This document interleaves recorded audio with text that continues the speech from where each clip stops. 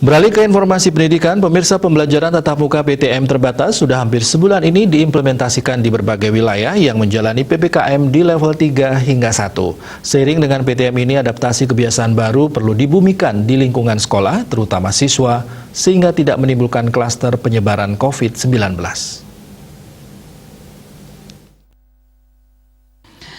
Direktur Sekolah Dasar Kementerian Pendidikan, Kebudayaan, Riset dan Teknologi Kemendikbudristek Sri Wahyuningsih mengatakan, dalam pelaksanaannya keselamatan tetap menjadi prioritas utama. Selain kesiapan satuan pendidikan dan tenaga pendidik, adaptasi siswa dengan kebiasaan baru di sekolah pun menjadi perhatian. Tentunya izin dari orang tua murid juga sangat mempengaruhi kelancaran PTM terbatas ini.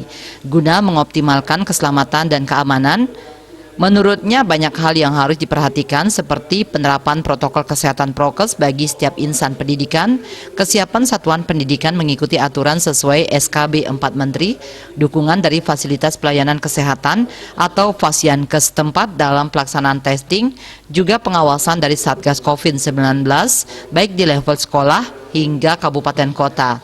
Selain itu, upaya sosialisasi dan edukasi terus digencarkan, baik berjenjang maupun melalui media daring, dengan menyampaikan contoh-contoh baik dari satuan pendidikan yang telah melaksanakan PTM terbatas.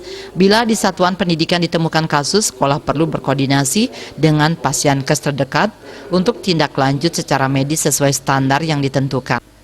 Dia Dewi, Bali Pos melaporkan.